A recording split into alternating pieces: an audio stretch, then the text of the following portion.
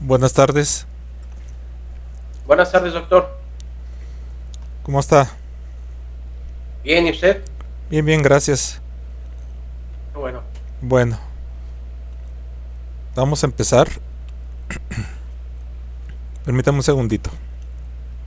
Bueno, ayer nos quedamos en lo que fue el cambio de volúmenes en el movimiento de tierras.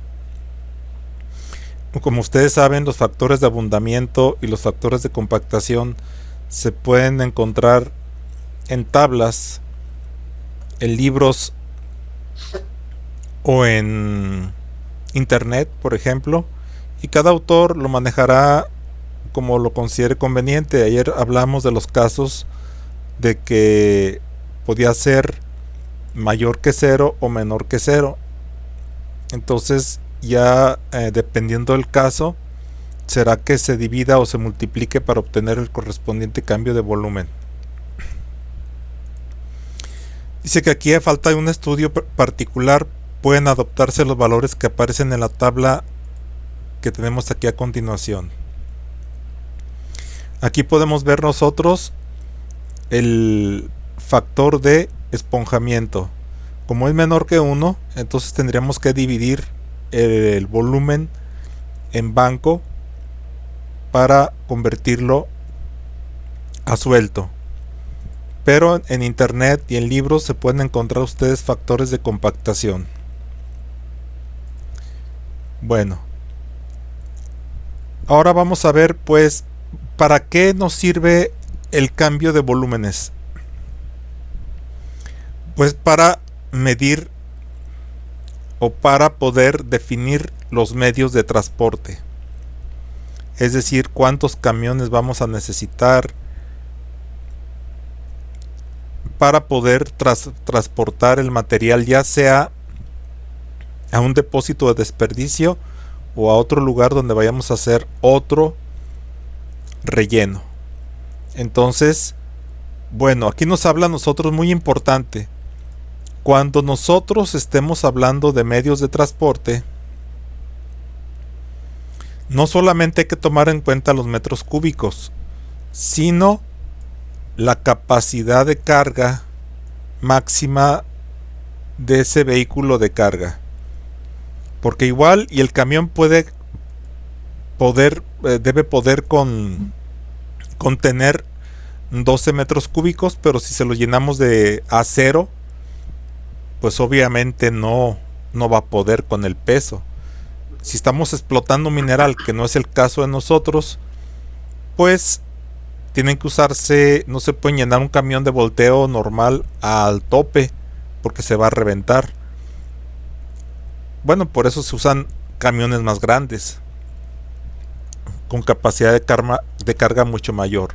Pero nosotros en lo que son obras civiles, como carreteras, caminos, canales, presas, pues no requerimos tanto peso. Los pesos específicos no son tan grandes, andan del orden de 1880 a 2000 kilogramos por metro cúbico.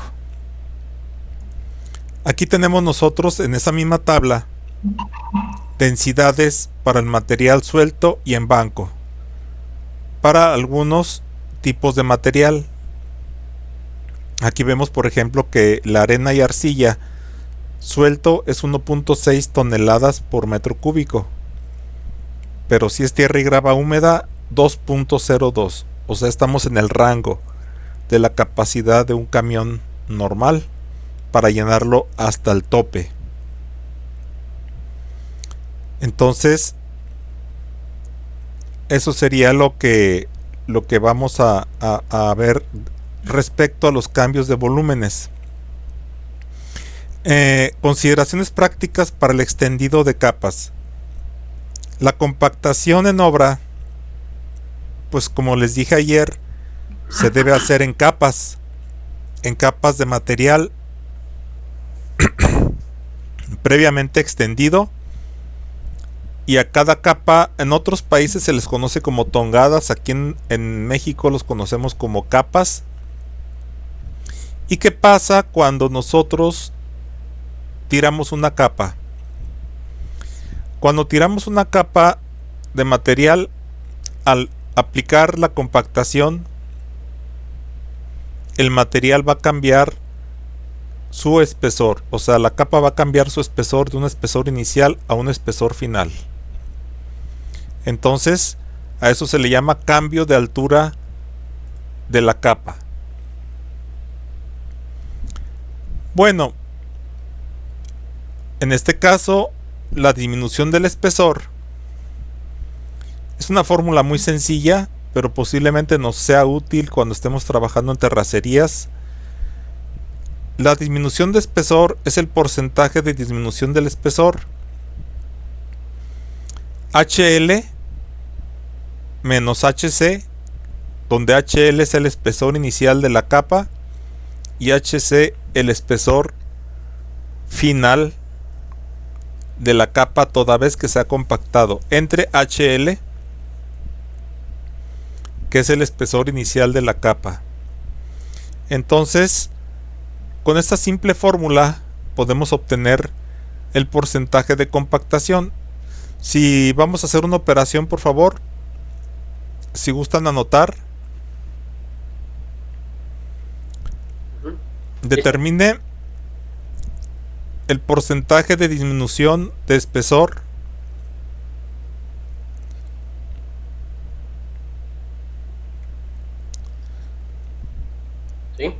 para un material utilizado en la formación de terraplén,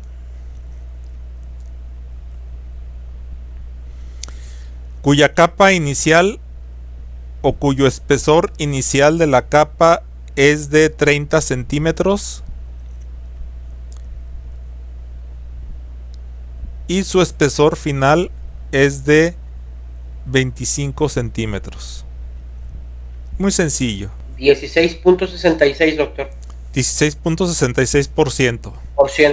Esa sería la disminución del espesor en porcentaje. Bien. Bueno, pues cada material va a tener su correspondiente disminución de porcentaje según lo que nos... según su densidad y según sus características del material. Dice aquí que la disminución de espesor depende del tipo de material, métodos de compactación, entre otras cosas. En gravas, suelo, cemento. ¿Qué es un suelo? Cemento. Cuando mezclamos suelo, o sea, tierra, con cemento Portland. Eso se utiliza para rellenar sobre excavaciones. Dice que tienen un excelente comportamiento mecánico y la disminución de espesor es aproximadamente el 20%. Aquí nos habla en el caso general de esta fórmula donde SE es, vamos a ver acá,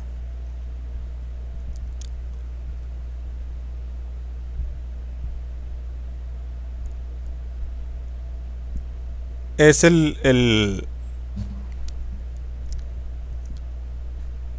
factor de esponjamiento, pero viene expresado de otra manera, o el porcentaje de esponjamiento. Entonces, a ver, vamos a ver. Escriban, por favor. Determine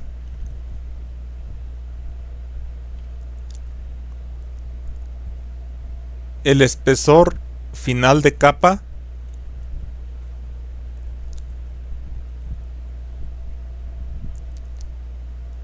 que se tiene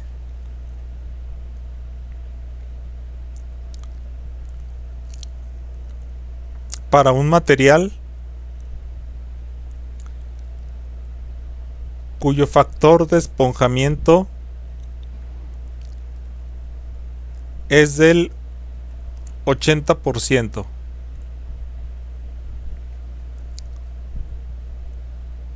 Coma, siendo la capa inicial de 30 centímetros. Los 30 centímetros es suelta. El factor de esponjamiento lo vamos a meter así tal cual, 80. Me da 6 centímetros. El espesor, más bien sería la diferencia de espesor, ¿verdad? Sí. Ok, bien. O sea que, ¿cuánto quedaría al final? 4. 24. Eso sería una formulita muy sencilla. Dice que para el caso de terrenos granulares es aproximadamente el 20%. Pero de todas maneras es necesario comprobarlo en obra en cada caso. Por lo tanto, el espesor compactado va a ser el 80% del espesor de la capa inicial, o bien el espesor de la capa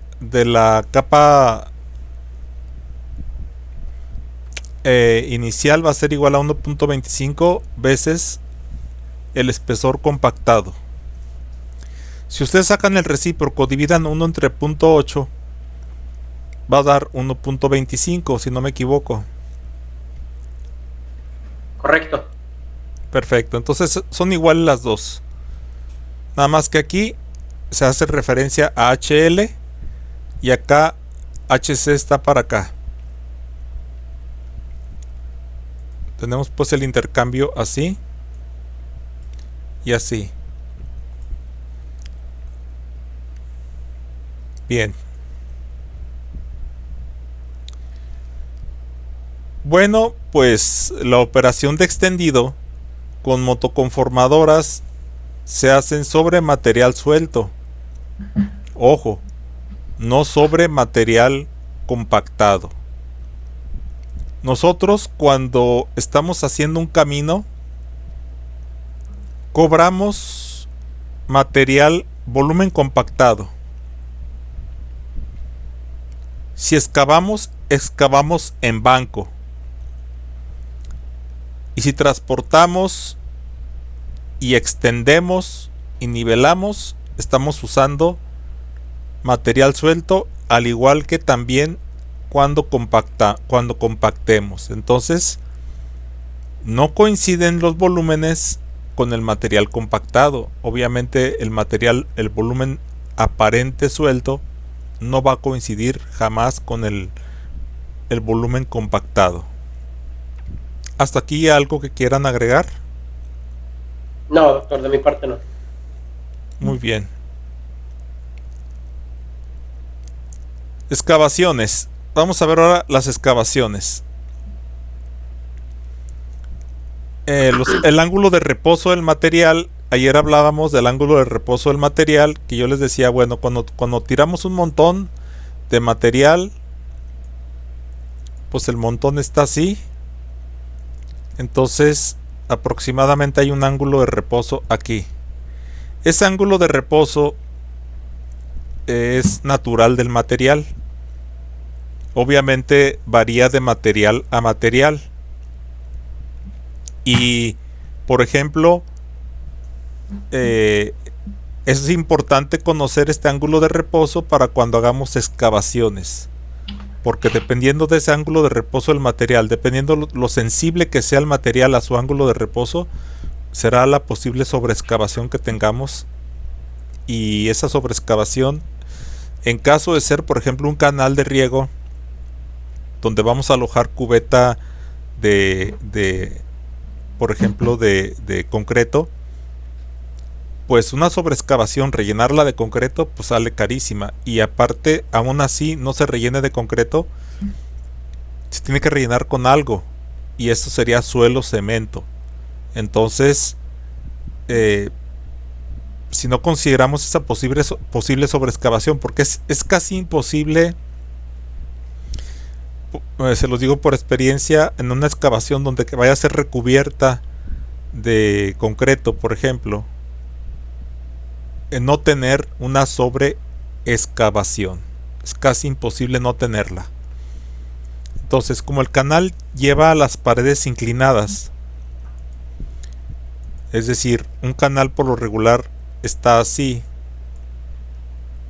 trapecial. Entonces, si nos pasamos de la excavación, pues va a pasar esto, ¿sí? Sobre todo cuando hay piedra, va a pasar esto. Entonces, todo esto de aquí lo tenemos que rellenar para dejar a nivel. ¿Y con qué se rellena? Con el llamado suelo cemento. ¿Han usado ustedes alguna vez el suelo cemento? Una vez yo, bueno, no, yo no lo usé, pero sí lo vi. Sí lo vio. En Guadalajara es muy común para las cimentaciones. Para las cimentaciones. ¿Y con qué finalidad? Yo cuando lo observé fue para las plantillas y para el pegado de, ya la última, lo que viene siendo la corona prácticamente. Pero no para rellenar socavación, ¿verdad? No, como tal no. Ok, entonces cuando se trabaja en este tipo de obras, porque por ejemplo, si el canal fuese así y fuera de piedra, pues se pone la piedra, ¿sí? Se pone la piedra y luego se puede rellenar con tierra esto y se compacta, pero también hay que ver qué apertura queda, ¿verdad? Bueno, si no es importante la abertura, solamente se arroja la tierra y listo. Pero si fuera de concreto, no. Si fuera de concreto y queda sobreexcavado, es decir, si la sección original es esa y nos queda así, pues imagínense, tendríamos que poner cimbra aquí, cimbra acá, y de cualquier forma rellenar aquí con suelo cemento. Sale más caro poner cimbra porque tendría que ser concreto reforzado, y por lo regular esos canales son de concreto simple. Entonces, pues es necesario siempre cuidar mucho no sobreexcavarse, aunque les digo, si es piedra es casi imposible tener la socavación, perdón, la sobreexcavación que nos pagan, ¿sí?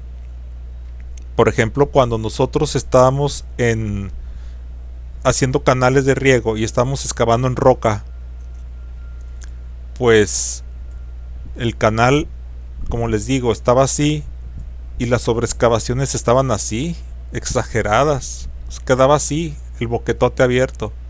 Entonces aquí quedaba, no les miento, a veces quedaba hasta 1 metro. Y la Comisión Nacional del Agua solamente pagaba 10 centímetros. O sea que el resto lo teníamos que poner nosotros de la bolsa, pues de la constructora, ¿verdad? Entonces equivalía a un gasto muy grande. Y bueno, pues cuando hay roca bruta, roca en bruto, es casi imposible de que esto suceda.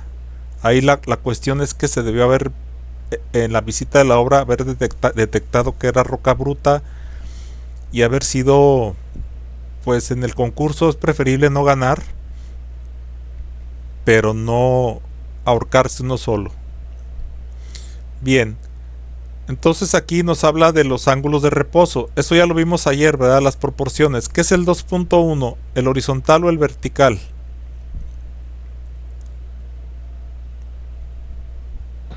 El 2 el horizontal, el 2.1 el horizontal y el 1 el... Y 1 el vertical. Ok. A ver, verifiquen que esto sea 25 grados y que estos sean 30 grados. Sí me dan 2 grados. Los dos, 25 y 30. Sí. Ok. ¿A usted, arquitecto? Perdón, sí, me dio 30 grados. Ok. Entonces, 30 grados y 25 grados. Bien. Bueno, pues nosotros podemos disponer de prácticamente todo el material que existe sobre la corteza terrestre para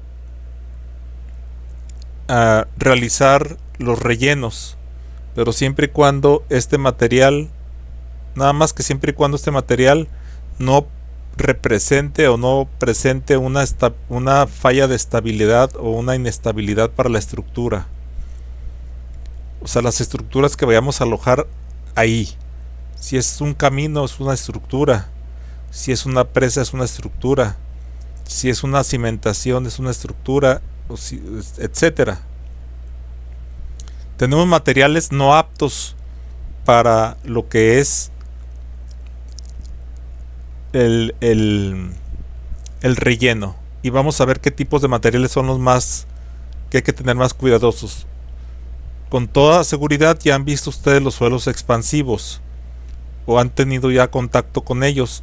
Son los suelos cuando se secan quedan así, cuarteados de esta manera.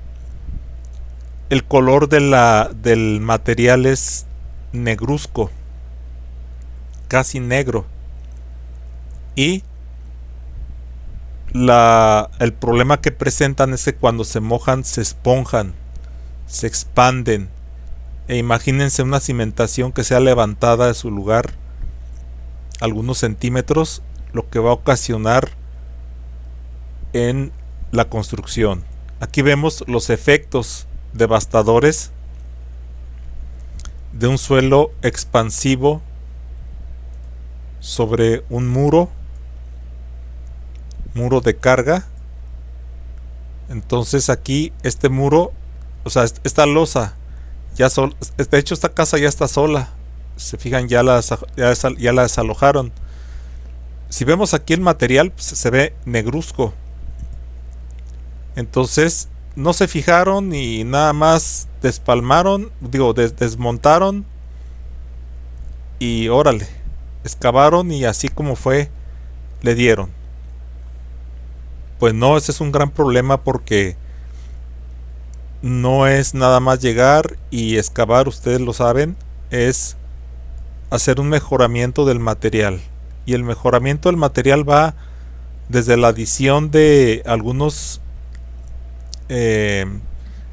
digamos aditivos hasta el reemplazo de una capa lo suficientemente grande. Suelos dispersivos. ¿Han tomado un Alka-Seltzer alguna vez? Sí. ¿Qué pasa cuando la pastilla se moja? Hace efervescencia. Hace efervescencia. Ah, bueno. Entonces eso sucede con un suelo dispersivo. ¿Sí? Vean aquí. Posiblemente no sea en México, posiblemente. Aquí el suelo perdió cohesión.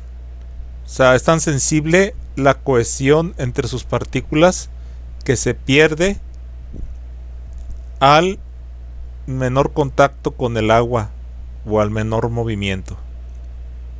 Entonces aquí hubo que haber hecho mejoramiento, no hubo que haber desplantado la carretera así nada más. Hubo que haber hecho algo, porque pues imagínense un accidente que se puede provocar en el caso de una carretera o en el caso de un edificio. ¿Qué le pasaría si de repente se dispersa el material y el edificio está en una ladera de un cerro? Los suelos colapsables, por su parte, son aquellos que fallan fácilmente al cortante. Se cortan. Y esto puede ser a causa de que abajo, en la superficie, acuérdense que el cortante es la fuerza que actúa en sentido transversal, ¿sí? Perdón, longitudinal en un elemento. Entonces, en un elemento como el suelo, la fuerza longitudinal la fuerza longitudinal ocasiona un cortante que se corte. También se le llama tensión diagonal. Al esfuerzo cortante se llama tensión diagonal. Y aquí vemos cómo, por la presencia quizás de aguas subterráneas o de algún hueco muy abajo, pues todo se desplomó. O sea, falló a cortante. ¿Qué va a pasar? Bueno, pues ya han visto los socavones que se han abierto. Esos socavones son muy comunes en Japón. Nada más que allá los reparan en un día. Así de sorprendente. En ciudades grandes han ocurrido. Si ustedes quieren ver videos de YouTube, ahí en los videos de YouTube aparece como en ciudades grandes de importancia han ocurrido socavones que se tragan parte de la calle y ellos las arreglan de un día para otro. Admirablemente, pero así lo hacen. Los suelos corrosivos son aquellos que por su contenido de sulfatos son capaces de corroer al concreto y por supuesto si corroe al concreto pues al acero mismo. Aquí vemos por ejemplo pues como ya la varilla está podrida y como aquí el concreto pues está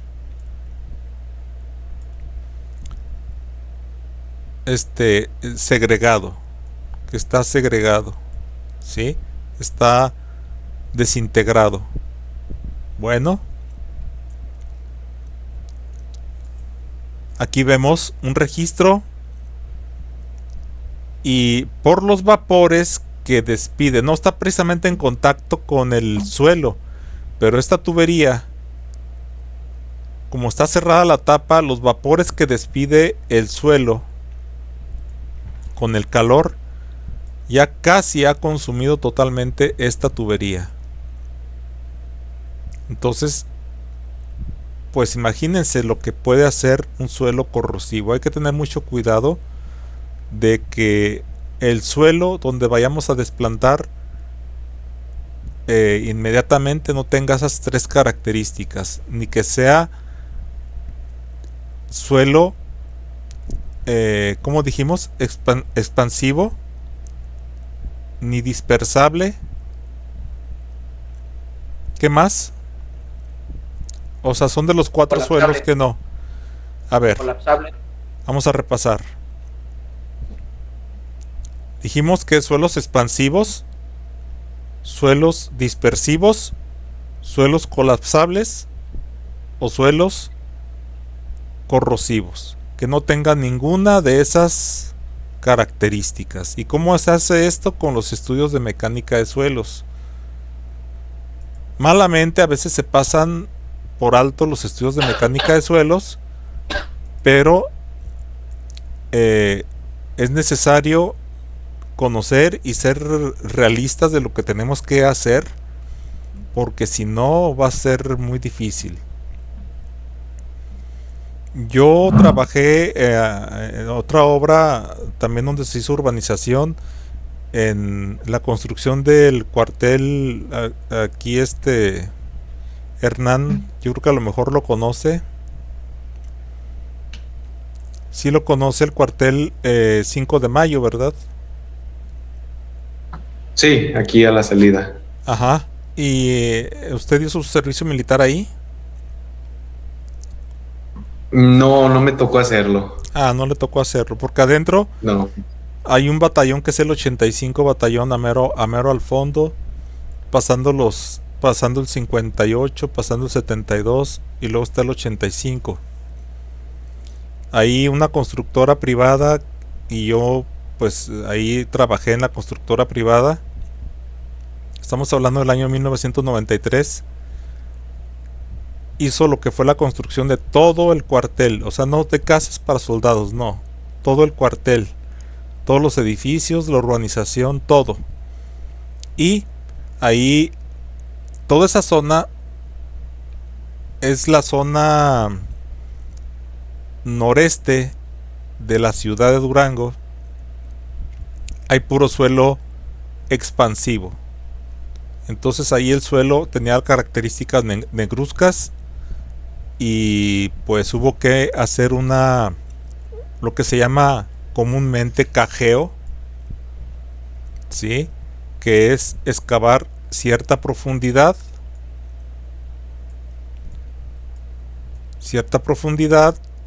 y luego rellenar en capas compactadas con material inerte de banco, tanto en la urbanización como en lo que fue la edificación. Y aún así, hubo algunas zonas que presentaron como el nivel de desplante está por encima está más o menos por ahí así. Entonces, aún así hubo algunas zonas que presentaron grietas, no muy grandes, no muy profundas, no de cuidado estructural, no de cuidado que pusieran en riesgo las estructuras, pero sí hubo grietas que a mí me tocó luego quedarme y arreglar durante un periodo casi de un año después de que se concluyó la obra. Procedimientos, bueno, los procedimientos mecánicos, sí, hay mucha gente que se quiere evitar esto, o hay muchas compañías que se quieren evitar esto y, bueno, pues, ¿qué hacemos? Pues vamos a ponerle, vamos a mezclarlo con otro suelo, una capa, o vamos a modificar su granulometría, pero eso no es muy fiable. De hecho no es fiable, de hecho es como un volado.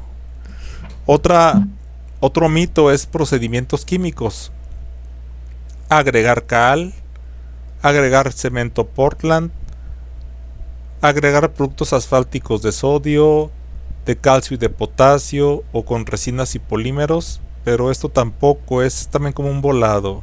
Si es como un volado, es un 50% de posibilidades y un 50% de que no. Si nosotros hablamos de 50% de posibilidades, estamos hablando de la máxima incertidumbre en cualquier experimento probabilístico. Entonces, pues no resulta. Lo más viable es hacer esto siempre. Bueno, ¿alguna pregunta hasta aquí? No, doctor. Bueno, los suelos, ahora vamos a ver la dureza de los suelos. Hay material tipo A o 1, tipo B o 2, o tipo C o 3. Y el tipo A o 1 es el que se puede atacar con pala y talacho. Obviamente en obra pesada pues no lo vamos a hacer así, porque pues ahí nos hallarían. Pero es tan blando que con pala y talacho sale. El B o 2 es ya usando el zapapico. Y el C es con cuña, marro, compresor y explosivos. Si es roca maciza, si es roca firme y la excavación es grande, no hay otra cosa más que hacer, usar un agente detonante, hacer barrenos, cargarlos y detonar. El material A es blando y lo podemos atacar con un tractor de oruga de 90 a 110 HP. ¿Cuáles son estos suelos? Los suelos poco o nada cementados, con tamaños de 7.5 centímetros a 3 pulgadas. Perdón. Con tamaños de 7.5 centímetros, que es el equivalente a 3 pulgadas. Rectifico. El material B, ya requerimos un tractor de 140 a 160 HP en la barra, o con pala mecánica o retroexcavadora, pero sin el uso de explosivos, porque todavía no es necesario hacer uso de explosivos en este caso.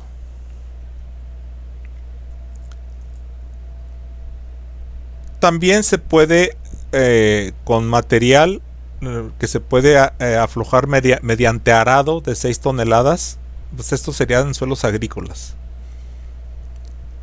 Jalado por un tractor de orugas de 140 a 160 HP en la barra. ¿Cuál es el empuje en la barra? Pues es la capacidad total de empuje que se tenga en el sistema, o sea, en la tracción. El material B es roca, pero muy alterada, o sea, que esté diaclasada, que esté fracturada, o conglomerados medianamente cementados, areniscas blandas y los llamados tepetates. Y el material tipo C son rocas basálticas, areniscas y conglomerados que son fuertemente cementados, calizas, riolitas, granitos y andesitas sanas. También piedras sueltas mayores de 75 centímetros de diámetro. Ahora tenemos nosotros la clasificación A, B y C. A, B y C. Y pudiéramos tener clasificaciones intermedias, porque es posible que nosotros tengamos en un estrato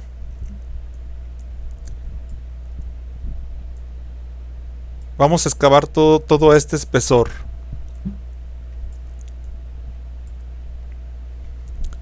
Y puede ser que en un estrato tengamos el 100% de material A,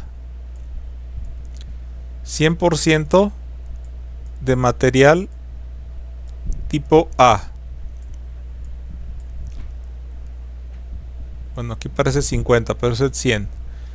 Y aquí sería, por ejemplo, podemos tener el 50% en este otro estrato de material A.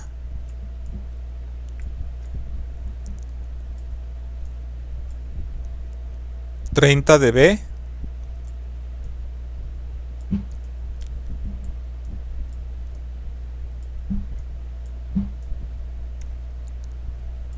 Y 20% de C.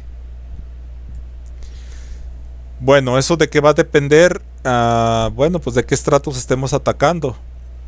Pero para mí, para fines de cubicación total, yo necesito conocer exactamente cuánto voy a tener de A, cuánto voy a tener de B y cuánto voy a tener de C en su totalidad en función de los espesores de las capas. Entonces, ¿para qué? ¿Con qué finalidad esto? Para hacer la planificación del equipo de construcción y acarreo. Entonces, también para la volumetría, cuánto voy a mover de A, cuánto voy a mover de B, cuánto voy a mover de C, si voy a utilizar explosivo, cuánto explosivo voy a usar, porque yo necesito saber esa composición. Y si tenemos así por estratos, pues no va a ser posible hacerlo. O sea, por clasificaciones así fijas. Entonces podemos tener grados de dificultades intermedios. Ese será, bueno, si es dificultad que ya esté A, B o C, ok, perfecto. Pero para establecer qué tipo le corresponde, se requiere saber qué porcentaje de A, qué porcentaje de B y qué porcentaje de C. Entonces, vamos a ver un método. Por ejemplo, se requiere que A más B más C es igual a 100%. Aquí podemos tener este ejemplo. Supongamos que tenemos una capa la segunda capa y la tercera capa. Total, este es el espesor total a excavar.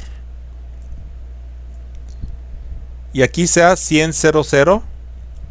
Aquí sea 50, 50, 0. Y aquí sea 0, 30, 70. Entonces, hay que determinar en global cuánto va a ser de A, cuánto va a ser de B y cuánto va a ser de C. Bien, ¿cómo hacemos eso? Lo podemos hacer a mano o lo podemos hacer con Excel. Vamos a abrir Excel. Abran Excel.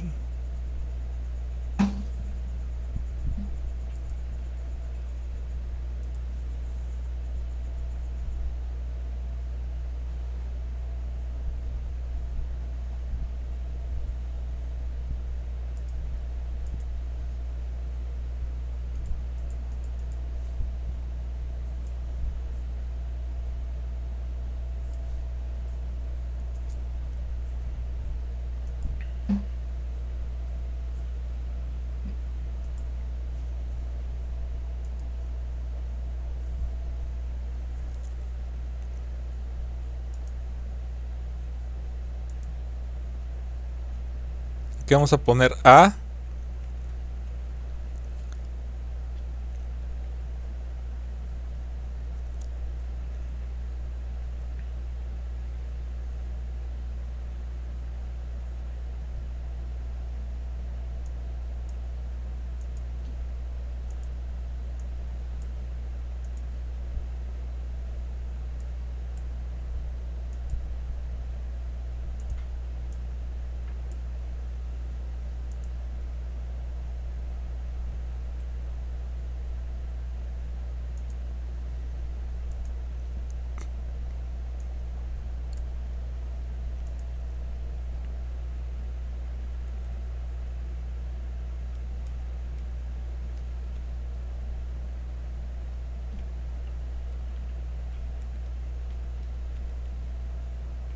Son 3 estratos.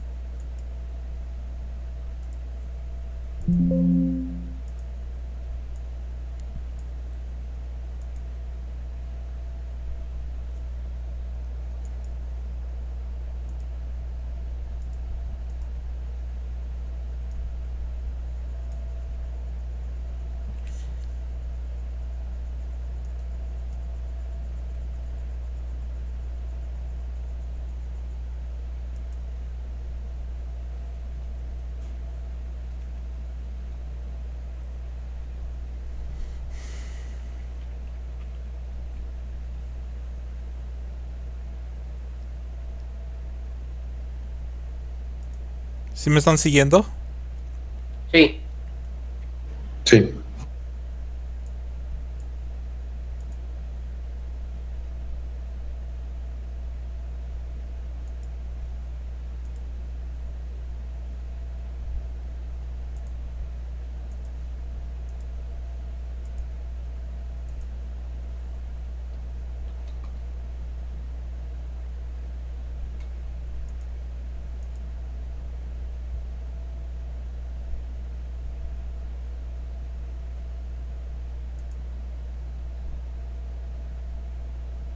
Vamos a poner aquí que el estrato 1 tenga 20 centímetros, el estrato 2 tenga 35 centímetros y el estrato 3 tenga 45 centímetros. El espesor total de capa sería la suma.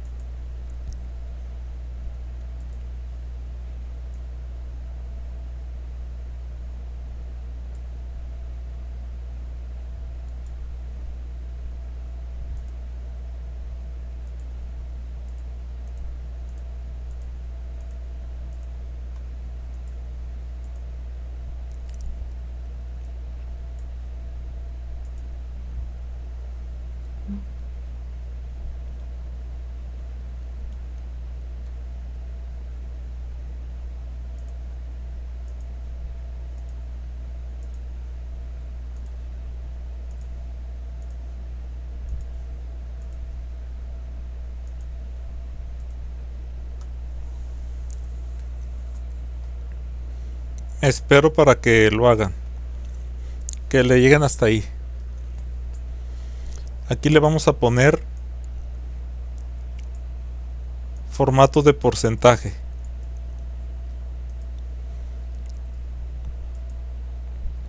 Con 0 decimales.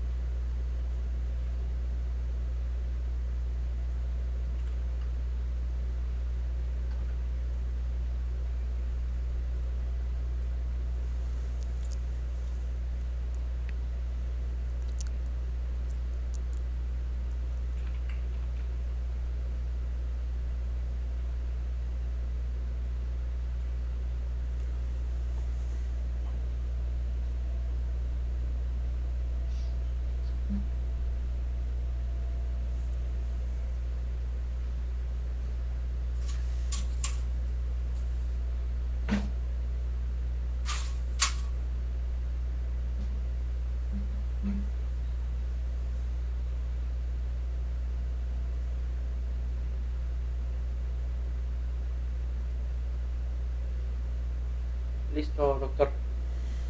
Bien. Entonces aquí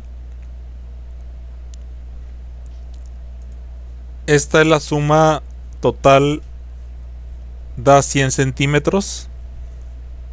Bueno, vamos a moverle aquí tantito. Vamos a ponerle 40 para que no dé 100, porque luego nos va a confundir eso. Y aquí le vamos a poner 50 y 54.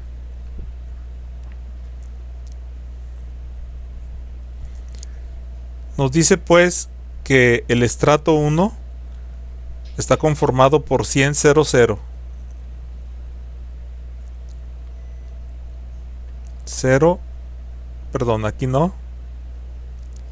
Y 0.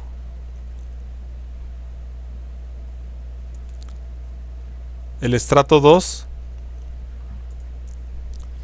50, 50, 0.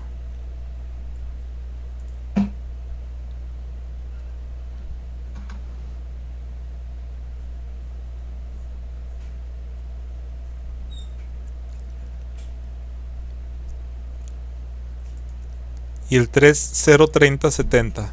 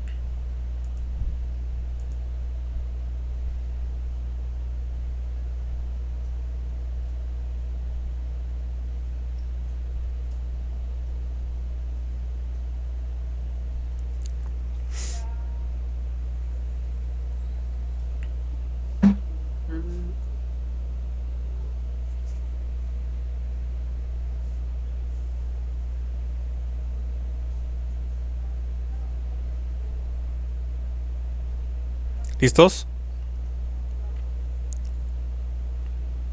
Sí. Listo. Bien. Entonces aquí lo que vamos a hacer es igual. Vamos a poner este por este entre este de aquí, pero este de aquí va a estar anclado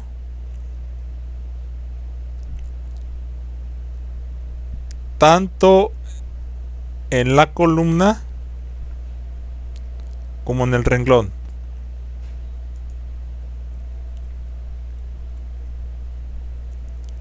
Aquí le ponemos B, símbolo de peso 7.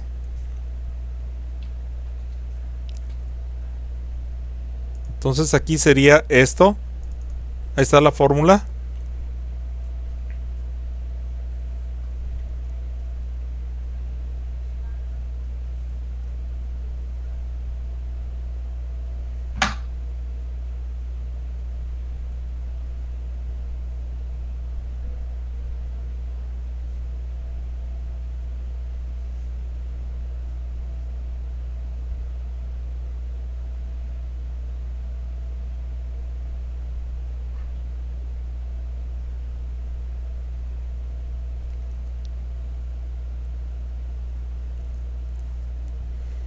¿Listos? Sí. Entonces aquí Sí. vamos a recorrer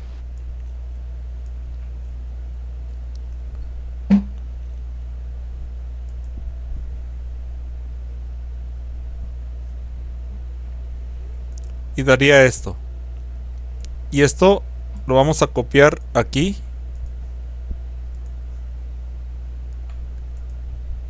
A ver.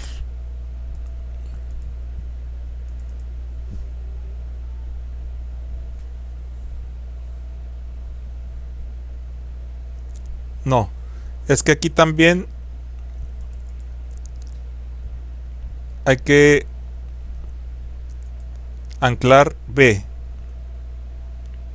Pero la pura columna. ¿Sí? Y luego copiamos esto y lo pegamos. Ahora copiamos y lo pegamos. Y lo pegamos. Entonces aquí lo que nos interesa es estos porcentajes finales.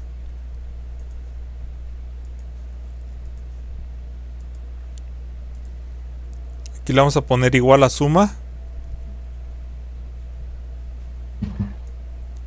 Y seleccionamos ahí.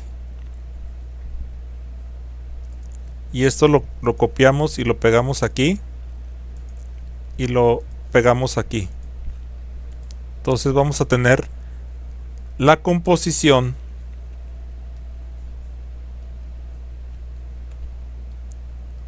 total del material es 35, 32, 33. La suma de los tres da el 100%. ¿Se fijan? Sí. Entonces, del corte total que voy a tener de 114 centímetros o 1 metro con 14 centímetros, el 35% de todo ello va a ser material A, el 32% material B y el 33% material C. ¿Hasta aquí alguna pregunta? No, doctor. Bueno, en cuanto a la clase sería todo por hoy. Vamos a ver qué actividades tenemos aquí que hacer.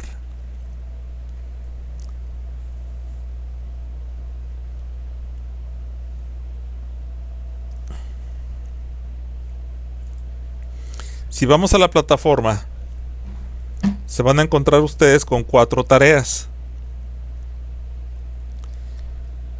Aquí en recursos, los espero para que abran la plataforma, por favor. Y vean aquí los recursos.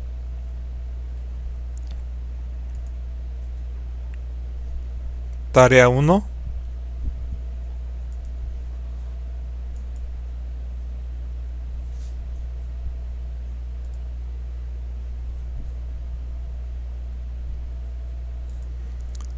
tarea 2.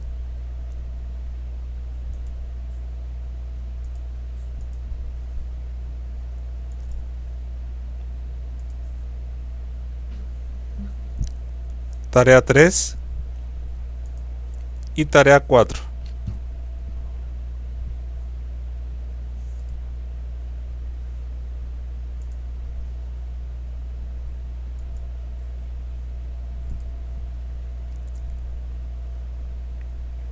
Entonces la tarea 1, me dicen cuando estén ahí. Ya, doctor. Bueno, ahí Ya. tenemos nosotros 6 ejercicios de tracción disponible y tracción utilizable del tema que vimos ayer. Hay que realizarlos en Word, subirlos en PDF, pero poniendo todo el procedimiento de cálculo, no el puro resultado. Para las fórmulas hay que usar el editor de ecuaciones de Word. Sí. El 2 es de resistencia a la tracción. Son 9 problemas. Resistencia a la rodadura. ¿Sí? Y son 3 problemas. Y luego el 4 habla de los datos del ejercicio 1. Determina la resistencia a la pendiente. Si la pendiente es de 1.5 a 1. Con los datos del ejercicio 2, determine la resistencia a la pendiente si tenemos 23 grados de pendiente. Y del ejercicio 3, la resistencia a la pendiente si estamos trabajando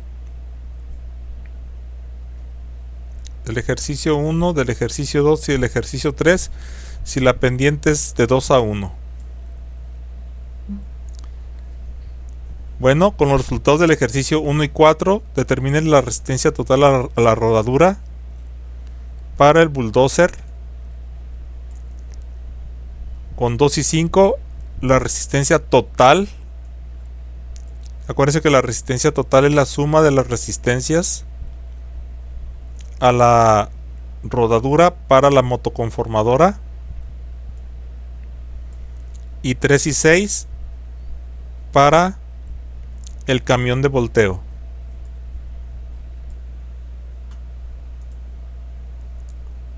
Entonces esa sería la tarea 2. Igual los ejercicios con las operaciones desglosadas se hacen en Word y se suben en PDF. La tarea 3, esto no se los he explicado, pero necesito que se las ingenien de alguna manera para sacar. Dice, determine el número necesario de camiones de 6 metros cúbicos para transportar material de banco al lugar de formación de terraplén. Ahí se tiene un cargador frontal con cucharón de 2 metros cúbicos. El tiempo de cada ciclo es de 50 segundos. La distancia de tiro es de 3.5 kilómetros y la velocidad máxima cargados es de 30 kilómetros por hora. El tiempo de tiro es de 1.2 minutos. Y la velocidad máxima de regreso es de 40 kilómetros por hora. Aquí, de lo que se trata es de ver el número de camiones sin que nos falten, sin que nos sobren. O sea, que no haya filas de espera de camiones o que no haya tiempos muertos del equipo de carga. Entonces, a ver cómo se las ingenian. Ahí ustedes pueden tener una videoconferencia después entre ustedes para comparar resultados, igual poniendo el procedimiento. Y la número 4, ¿mande usted? Doctor, perdón, en el anterior, en ese no especifica el tipo de material, ¿verdad? No, nada más con estos datos, nada más. Nada más dice la capacidad de los camiones, ni siquiera dice cuánto volumen en total es, ¿no? Aquí lo que se trata es de ver cuántos camiones para que no haya filas de espera en camiones o que el cargador tenga tiempos muertos. ¿Sí? Sí. Y la tarea 4 es uno similar al de ahorita. Dice, un corte está compuesto por 3 capas de material. Una de ellas es clasificación 80-20-0. Volumen es el 25% del total. Aquí no especifica centímetros, sino habla de porcentaje. Un poco distinto. Un poco distinto, hablo nomás un poco distinto. En lugar de especificar centímetros, hablamos de porcentaje del total del corte. La otra es 30-50-20 y es el 40% total del corte. Y la tercera es 0-20-80 y es el 35% del total del corte. La pregunta es lo mismo que nos hicimos ahorita. ¿Cómo se clasificará el volumen total del corte? Aunque lo hagan en Excel, lo pegan en Word y lo suben en PDF. Sí. ¿De acuerdo? Ahora la fecha para entregar esto sería, pues vamos a dejarlo para el 14 de mayo. ¿Les parece bien? Bueno, aquí dice miércoles, pero realmente es el martes. ¿Están de acuerdo? No, se puede dejar para el miércoles, doctor. Miércoles 15.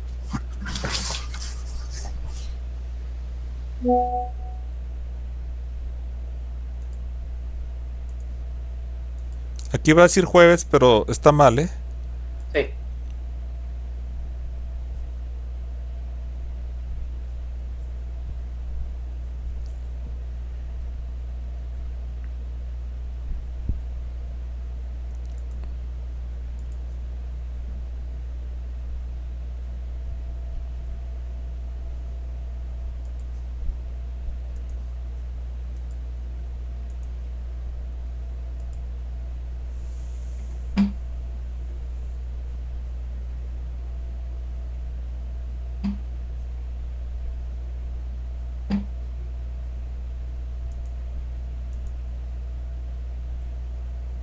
Ahora, ¿el examen para cuándo lo quieren? No tendría yo problemas porque fuera el próximo jueves. No sé, el ingeniero Hernán. Sí, no, igual, no hay problema la próxima semana. ¿A qué horas? Pues igual como esta misma hora de la clase, ¿no? A partir de las 7. Bien.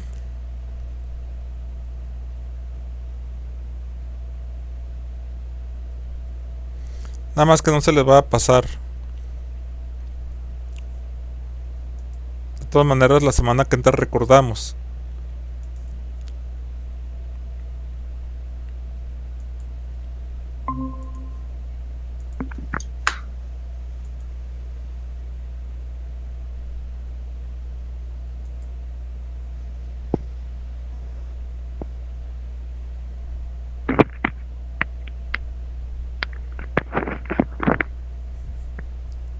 Y finalmente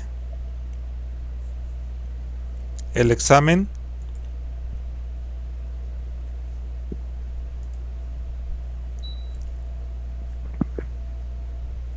para el día 16 pues de mayo.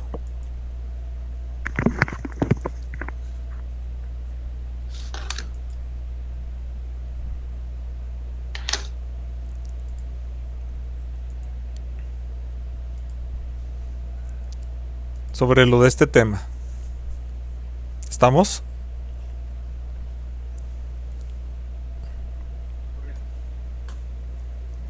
Sí, de acuerdo. En lo general, ¿alguna pregunta? No, doctor, de mi parte no. Bueno, No, igual. pues ya no nos vamos a ver hasta el próximo lunes, pero hay tarea que hacer. Tienen tarea pendiente de la semana pasada y el examen también de la semana pasada, ¿verdad? Mañana es el examen. Ok, bueno, entonces pues hay que aventajarle y nos vemos el lunes. Que estén bien y muchas gracias por unirse. Gracias, Gracias, doctor. igualmente. Nos vemos. Hasta mañana.